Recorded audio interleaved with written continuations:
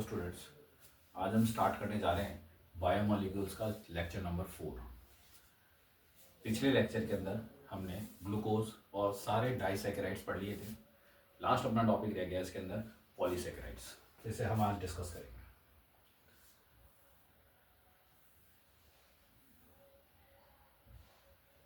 Polysaccharides पे हम लोग आ जाते हैं। पॉलीसैकेराइड्स में क्या होते हैं? पॉलीसैकेराइड्स का मतलब होता है these carbohydrates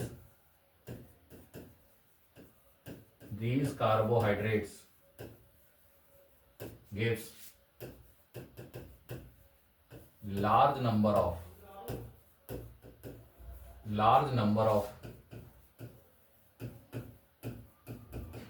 monosaic units on hydrolysis। मतलब आप इनका हाइड्रोलिसिस कराओगे तो बहुत ही ज्यादा नंबर में आपको क्या मिल जाएंगी? मोनोसैक यूनिट्स मिल जाएंगी। ठीक है, इसके एग्जांपल जो हमारे सिलेबस में है वो है स्टार्च के अलावा एक है आपका सेलुलोज, और सेलुलोज के अलावा एक है आपके पास ग्लाइकोजन। ये तीन पार्ट्स आपको इसमें पढ़ने हैं। पॉलीसैकेराइड में एक हमको पढ़ना है स्टार्च, एक पढ़ना है सेलुलोज और एक पढ़ना है आपको ग्लाइकोजन। ठीक है, आगे चलते हैं। सबसे पहले बात करें स्टार्च की। स्टार्च क्या होता है? Plants stored food in form of starch.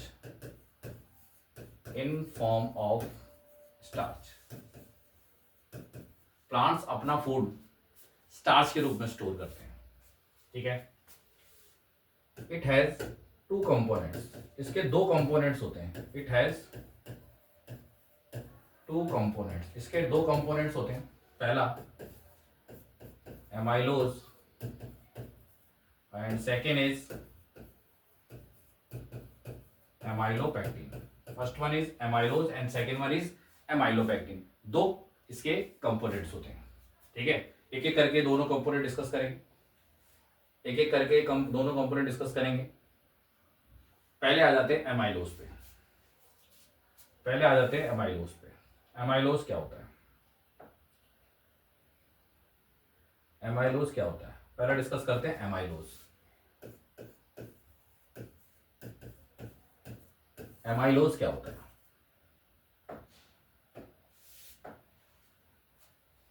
Amylose is a water soluble part of starch। Starch का वाटर soluble पार्ट होता है। क्लियर है? It forms 15 to 20% part of starch का 15 से लेकर के 20% पार्ट ये बनाता है। And it is linear polymer of alpha D glucose.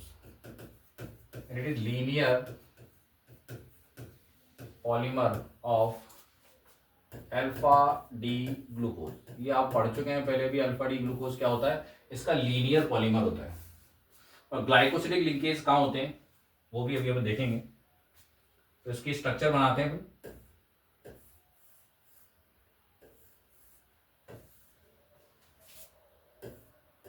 इसकी स्ट्रक्चर बना रहे हैं।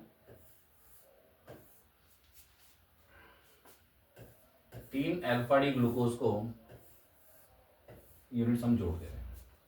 ठीक है, यहां आपके पास H और OH होता है। यहां आपके पास H और OH ही होता है। H और OH। यहाँ आपके पास होता है OH और H।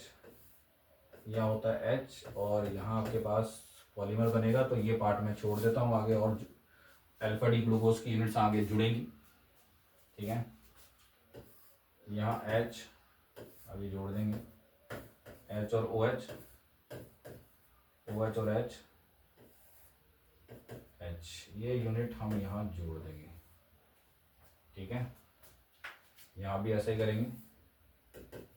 यहाँ भी ये यूनिट जोड़ देंगे। ठीक है, यहाँ ऊपर CH2OH और H, यहाँ ऊपर CH2OH और H, और यहाँ भी ऊपर CH2OH और H।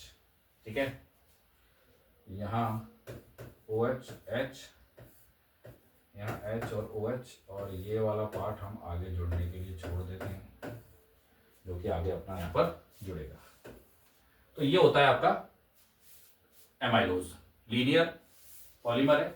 ये अल्फा डी ग्लूकोज की यूनिट्स आपस में जुड़ती रहती हैं। ठीक है, ये सब अल्फा लिंक्स हैं। और देख लीजिए, ये 1, ये 2, ये 3, ये 4th कार्बन, यहाँ भी 1 2 3 4 कार्बन, यहाँ भी 1 2 3 और 4। यानी जो आपका ग्लाइकोसिडिक लिंकेज होता है ये कहाँ होता है, 1 से 4 के बीच में। ग्लाइकोसिडिक लिंकेज कहाँ होता है, 1 से 4 के बीच में। मैं लिख देता हूं, glycosidic linkage is at C1 C4, C1 और C4 के बीच में ग्लाइकोसिडिक लिंकेज होता है। ये वाला पार्ट है आपका एमाइलोज। नेक्स्ट डिस्कस करते हैं एमाइलोपेक्टिन।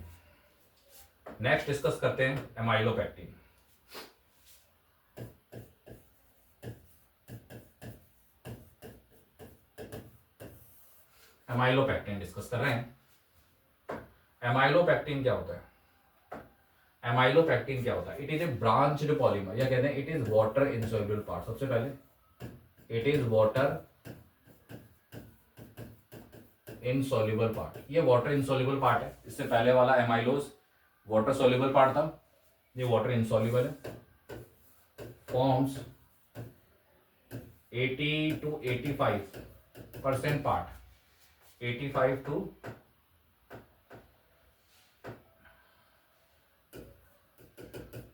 85% पार्ट, 80 से 85% पार्ट बनाता है। And it is branched polymer, it is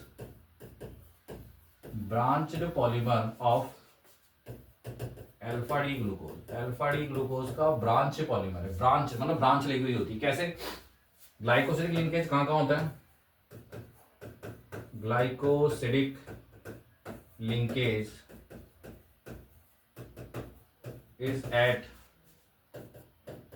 C1 C4। कहां कहां होता है? ग्लाइकोसिडिक लिंकेज होता है आपका C1 से C4। एंड ब्रांच कहां होती है? Branch is eight C6। Branch क्या होती है? C6 पर होती है। बताएंगे अभी इसकी स्ट्रक्चर भी। तो ये एमाइलोपेक्टिन वाटर इनसॉल्युबल पार्ट है। 80 से 85% पार्ट बनाता है। ब्रांच पॉलीमर होता है अल्फा डी ग्लूकोज का।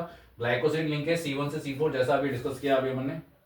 ये C1 से C4 तो होती है, बस ये एक 6 कार्बन में से 1 2 3 4 5 6, इससे एक ब्रांच और लग जाती है अल्फा डी ग्लूकोज की, जो अभी आगे हम बता देते हैं आपको। ठीक है, एक और ले लेते हैं, यहां बताते हैं। ठीक है, ब्रांच पॉलीमर तो वैसा है ही, ऐसा भी आपने बनाया। देखिए बना देते हैं। वही 3 जो कि आपने यूज करी थी एमाइलोज में।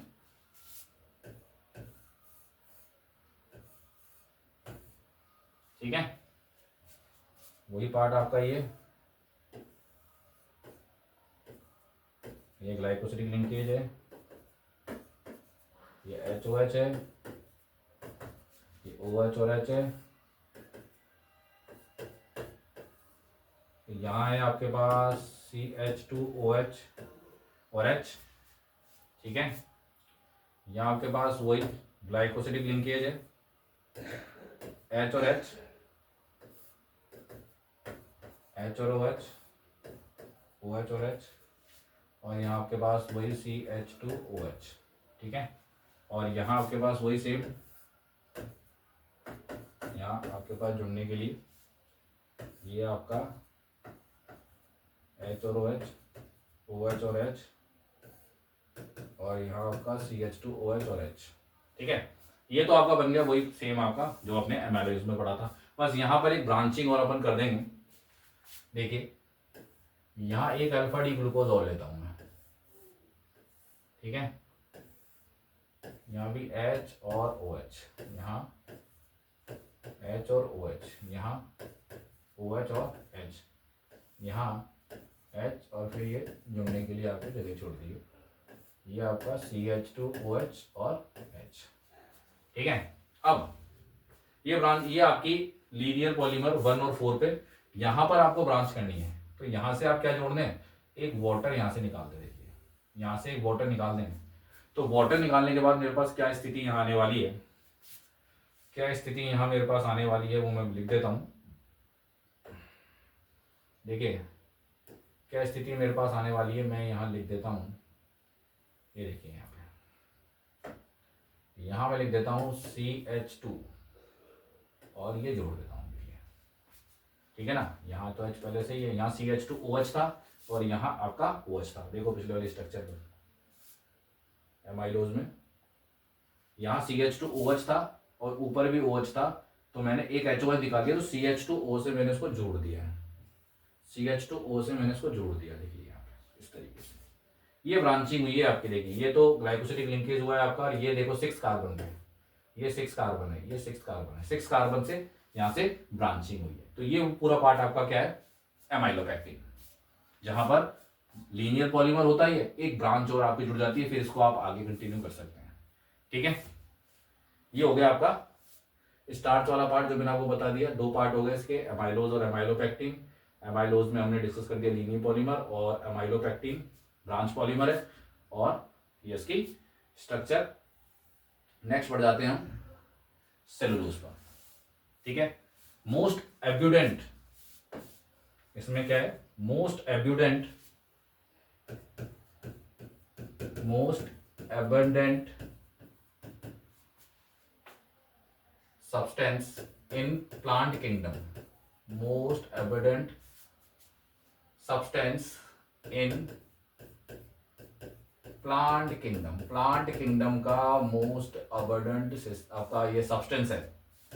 ठीक है, और major constituent, it is a major constituent of cell wall, cell wall, cell के ऊपर जो वॉल होती है उसका मेजर कॉन्स्टिट्यूएंट होता है, सेलुलोज से बनी हुई होती है। ठीक है, और ये है क्या, इट इज लीनियर पॉलीमर। ये अगेन लीनियर पॉलीमर, किसका, linear polymer of beta D glucose, beta D glucose का ये लीनियर पॉलीमर होता है। ठीक है, इसकी स्ट्रक्चर भी आगे डिस्कस कर देते हैं, इसकी स्ट्रक्चर भी आगे हम डिस्कस कर देते हैं सेलुलोज की। ठीक है, कैसे बनता है देख लीजिए। बीटा डी ग्लूकोज बना देते हैं पहले, फिर उनको जोड़ देंगे आपस में बस। देखिए यहाँ पे ये बीटा डी ग्लूकोज बना रहे हैं, 3 बीटा डी ग्लूकोज ले रहे हैं अपन यहाँ पर, 3 बीटा डी ग्लूकोज यहाँ ले रहे हैं आप। ठीक है, H और OH होता था, यहाँ क्या लेंगे, OH, OH और H, बाकी सारा सेम है, H और OH, OH और H, H और OH, और यहाँ CH2OH, CH2OH, CH2OH। ठीक है, CH2OH ले रहे हैं यहाँ पे, और H। ठीक है, ये एक आपका बीटा डी ग्लूकोज बना दिया। यहाँ भी सेम बना देते हैं, देखिए OH और H, H और OH, OH और H, और H और OH। ठीक है, एक और बना देते हैं, OH, H, H और OH, OH और H, और यहां भी H और OH। ठीक है, अब यहां जोड़ देते हैं। देखिए अब देखिए इसको जोड़ देते हैं। आपका जो ग्लाइकोसिडिक लिंकेज बनाना है वो देखिए कुछ इस तरीके से बनाएंगे। ये देखिए यहां से एक H2 निकल गया, यहां से एक H2 निकल गया, तो ये ग्लाइकोसिडिक लिंकेज बन गया अपने पास में, ये ग्लाइकोसिडिक लिंकेज बन गया अपने पास में। देखिए जरा, अब इनको सबको जोड़ दीजिए आपस में बस, अब इनको आपस में सबको जोड़ दीजिए। ये देखिए एक ये रहा, एक पार्ट ये रहा और एक पार्ट ये रहा, ये पार्ट ये रहा। ठीक है, इन सबको आपस में जोड़ देते हैं अपन। देखिए अब H OH ये आपने पार्ट छोड़ दिया जोड़ने के लिए, यहाँ जुड़ गया। देखिए बाकी सारा पार्ट सेम है, OH और H, यहाँ OH और H, यहाँ CH2OH और H, और यहाँ जोड़ देते हैं। देखिए इस तरीके से, ठीक है। यहाँ भी सेम,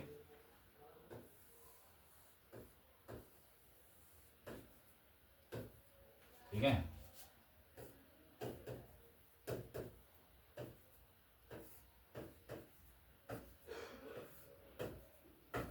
H और OH, और यहाँ भी ऐसे ही छोड़ देते हैं इसी तरीके से जुड़ने के लिए, ठीक है।